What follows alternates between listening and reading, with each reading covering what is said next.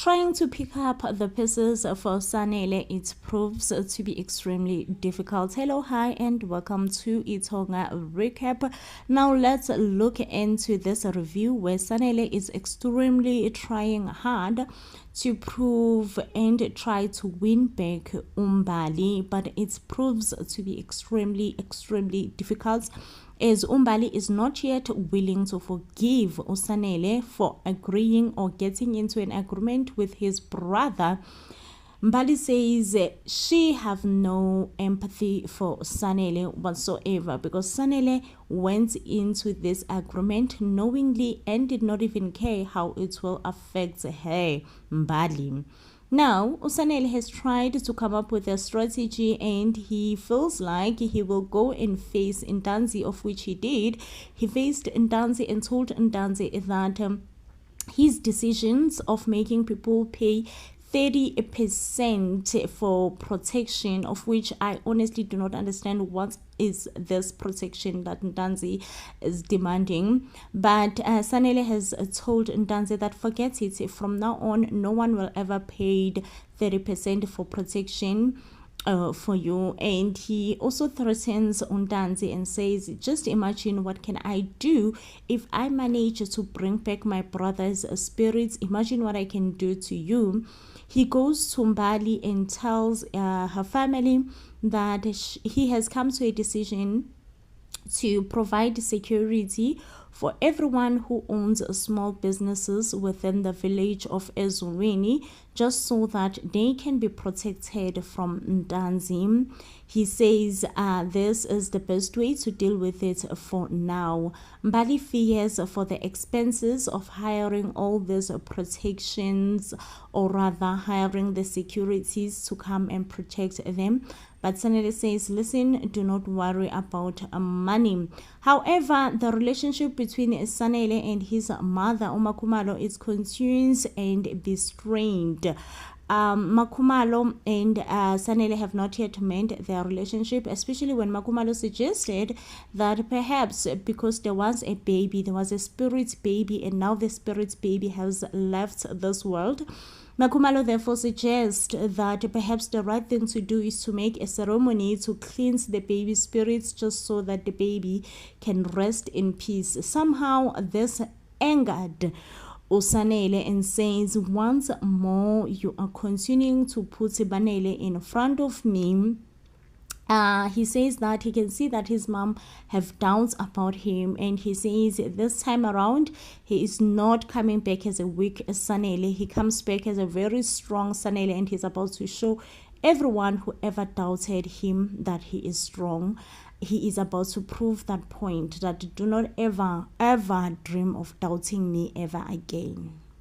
Hectic, I know. Insele inkosi yami beyitshelile ukuthi no abalingani laba bazokhalisana yabona into kanjalo, but ke uMgabadeli ubekucacile nca ukuthi akayimisele neze ukwakha ubuhlobo nabantu bakaDladla nokuqhubeka ebe nobuhlobo nabantu bakaDladla, futhi kade sebabize nanongangababulali wathi nje bayibulele ingane yakhe. Siyazi inkosi yami ukuthi inkosi nasi akashonanga neze kahle, ushone kabuhlungu, eshonela futhi emagcekeni akunjinji. So akuzange kube into enhle, futhi akuzange kube into ehlala kahle kuMgabadeli ke, kodwa ke uMgabadeli ubonile ukuthi no yena nje ngeke sekwazi eqhubeke ethi wakha ubuhlobo obuhle nabantu bakwaMagwaza. Uyabona nje beyitshelile ukuthi hey abukho shame ubuhlobo obuhle, akazokethi uyabuzama ukubenza, noma azokethi uyakuzama ukubakha nabantu bakwaMagwaza. Yena ufuna nje ukuhlehla ethi step back, ehlehle ebukela abantu bakwaMagwaza bezakhela bona obabo ubuhlobo obuhle ngendlela abafuna ukubakha ngabo.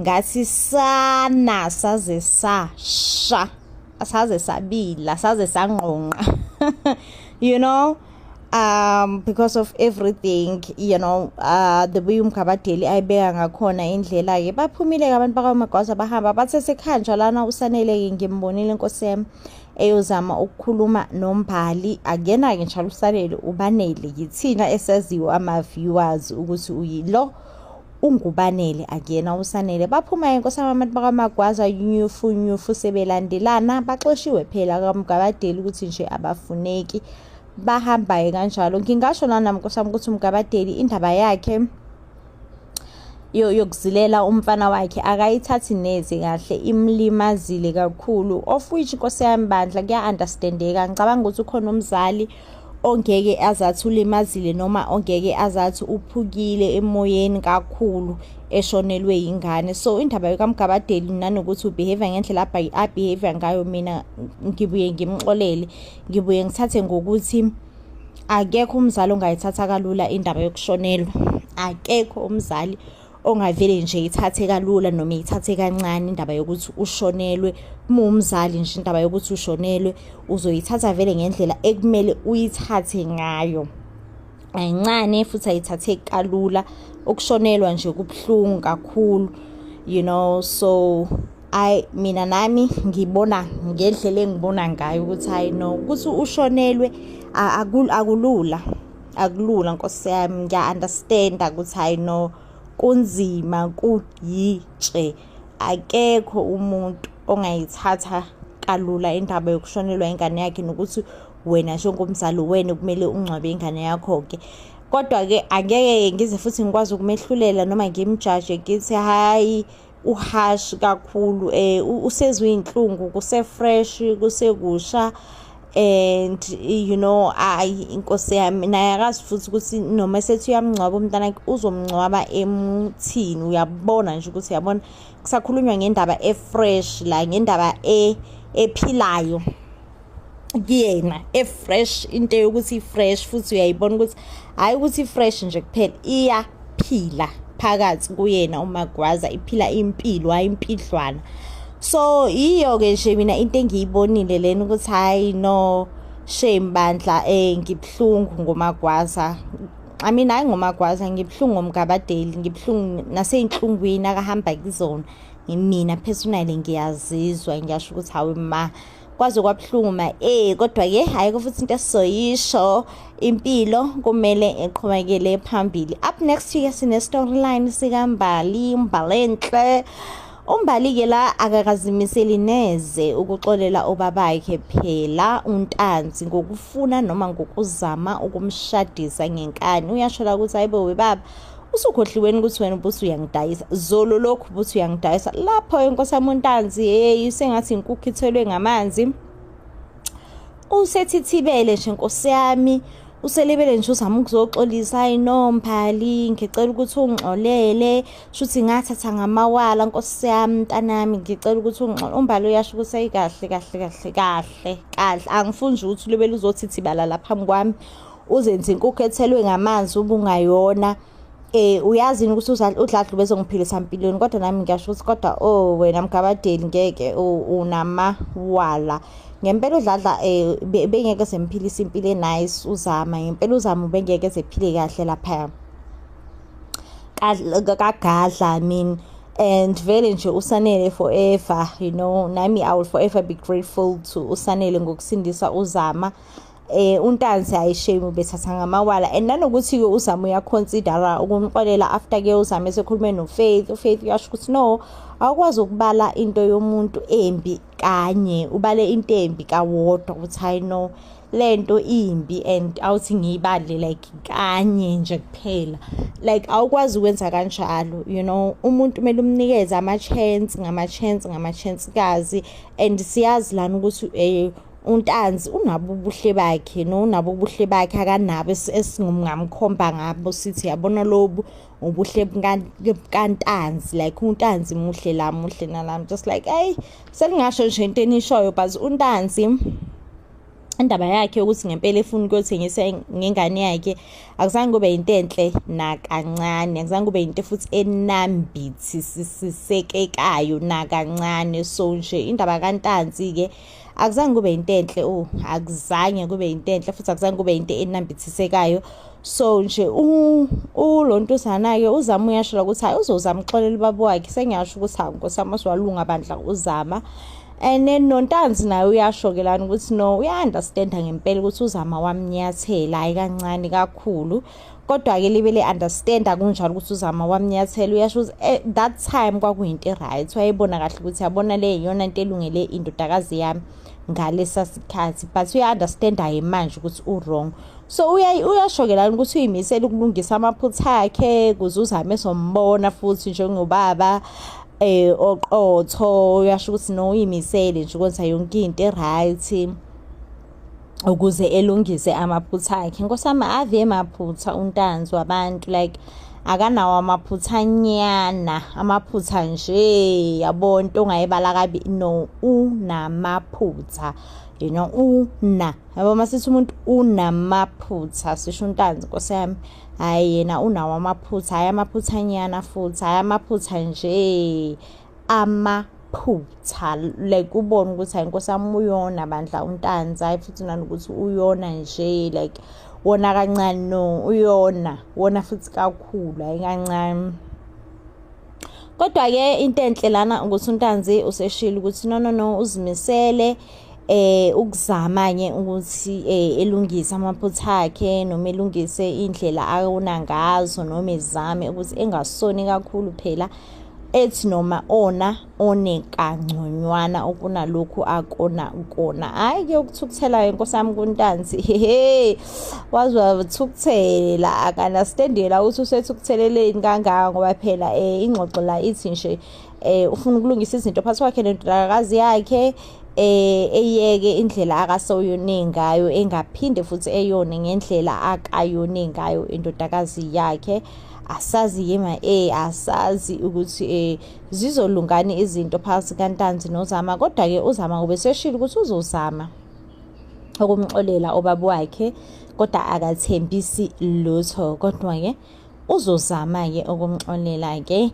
Meanwhile guysini, ngase ngamuzwela uMgabadeli-ke akakhulumishi muntu lapha kwakhe, inhliziyo yakhe nje ibuhlungu kakhulu ngokuthi phela ushonelwe uNkosinathi. Yabona futhi-ke nje uMbali-ke yena ngamkhulumisa, uyamsola, uyasho ukuthi Mbali wena ofostile ukuthi izinto uzenze ngendlela yakho nangendlela ofuna ukuzenza ngayo. So nje kubuhlungu kona, kubuhlungu kakhulu. So nje please, angithandi ukuthi mina nawe kube nento mhlawumbe esifisayo noma esifunayo ukuthi sikhulumisane ngayo. Ngiyafisa nje ukuthi siqhelelane, yabona, siphile nje impilo yokuthi nje nawu le nami ngile. But-ke uMbali-ke uze wahamba wayohlukana noSanele, bona kahle ukuthi no uzolahlekelwa ubaba wakhe, and yena nje akayimiseli ukuthi izinto phakathi kwakhe nobaba wakhe ziqhubeke zibhede ngendlela ey'bheda ngayo. So wabona kahle ukuthi mhlawumbe okungcono noma oku-right noma okulungile ukuthi kumele akwenze lana ukuthi eziqhelelananise noSanele. Kodwa konke lokho uMgabadeli akakushayi indiva nje. Uyasho ukuthi weMbali, ngenxa yakho ukuthi usungitshelile ukuthi usuhlukane noSanele, sekumele ngenze njani-ke? Usho ngikunikeze imedali, ngikunikeze igolide, shono phela ukuthi mhlawumbe yikuphi esekumele ngikwenzele kona.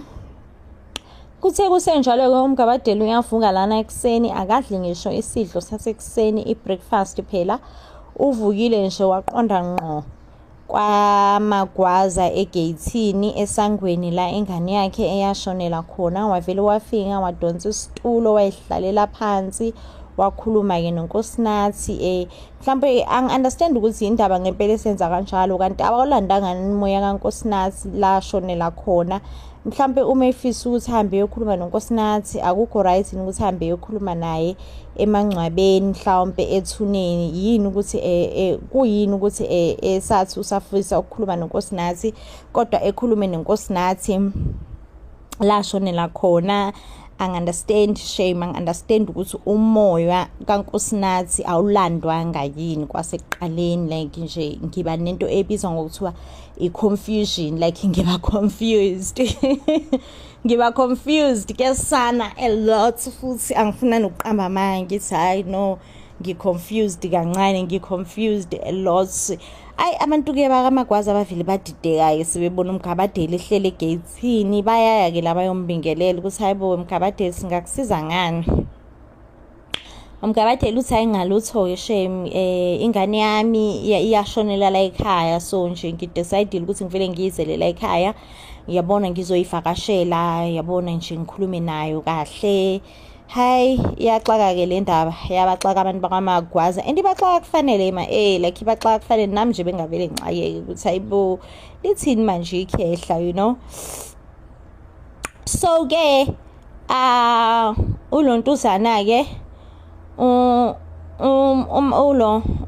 umgabadeli uyashokela ukuthi nozohamba. Bambuzile futhi ukuthi awusifunini isiphuzo mhlawumbe into ephuzwayo okusajuice nomani, uthi nje lalela khululeka angizele mina ijuice la, angifuni lutho, ngizovakashela nje indodana yami futhi ngisahamba-ke okwamanje kodwa ngisazophinde ngibuye. Yey, basala bexakekini-ke abantu bakaMagwaza lana, bexakwe into yokuthi phela njani manje ukuthi uzovakasha lana egeyithini uzokhuluma nomuntu ofile nje, like basho nje nanokusho ukuthi yabona bona ayibenzeli isense nakancane, like yazi ngothiwa mhlawumbe but bavile basho nje ukuthi ayibenzeli ngisho isense, ngisho nencane le isense ukuthi hayi no isenzeli isense ngokuthi nokuthi bathe nje no ayibayenzeli futhi nje abayiqondi futhi nje abayi-understandi at all indlela eyenzeka ngayo, like abayi-understand at all.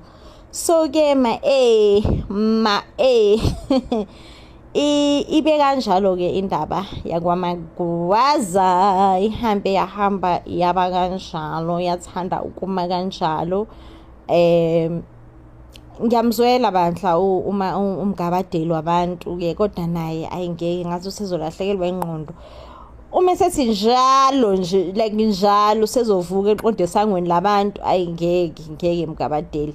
Meanwhile-ke guysini asikhulumeni ngoSanele yazi indaba kaSanele benoBanele mina ngiyazi angazi ukuthi umzimba ofresh omqabaqaba uqhamukaphi. I mean siyambona uSanele at some point usagula and uBanele lana usemqambela ngisho namanga akamtshelile phela indaba yakhe yokuthi uMbali usehlukene naye. uMbali-ke lana wafila wabona ukuthi no kusejabulisa ubaba wakhe be-right, mhlampe okumele akwenze ukuthi evele ehambe eyoqeda izinto noBanele and wayenza kanjalo inkosi yami uZamisto wavele wasilalela weBanele ngize lana ngizoqeda noma yini ekade isihlanganisile phakathi kwami nawe. And because-ke ubekhuluma noBanele bengakhulumi noSanele, I don't think uBanele waba nendaba engako. If anything nje uBanele useyifunela ukuzijolela noZama.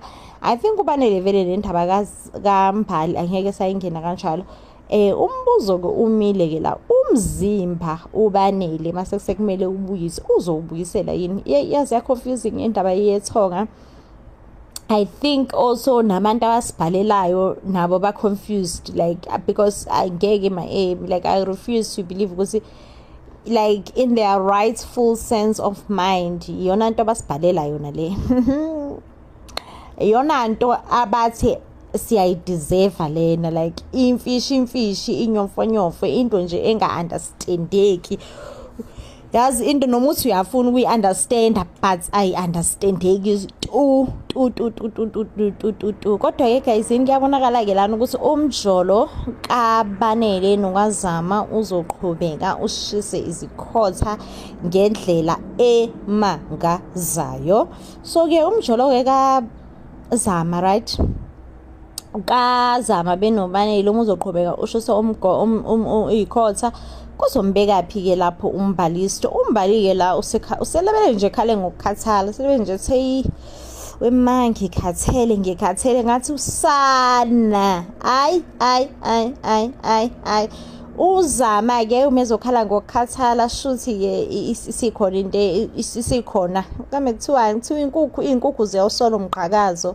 Hayi nami ngiyasola-ke ngiyasola ukuthi serious-ke manje indaba kaZama makuthiwa iy'nkukhu ziyawusola umqhakazo. Sengiyasola sekukhona nokusola okumina manje, ukusola futhi okuserious, hayi ukusola nyana or ukusodla, no, ukusola lokho ukuthi no ngiyasola ngempela ukuthi iy'nkukhu ziyawunuka umqhakazo. Kungenzeka ukuthi uMbali uzethwele, yeyi sana kuzoba imfishi uMbali uzethwele, uMbali uhlukane noSanele, uSanele uyagula. umzimba kaSanele akubona umzimba. Yeah guys, kuninzi namangazi. Please guys, do comments down below nisitshele nini ukuthi nicabangani ngempela ngiyethonga. Of lately mina liyangiconfuse nje, ngiwu-confused girl. Ngiwu-confused girl, like angazi.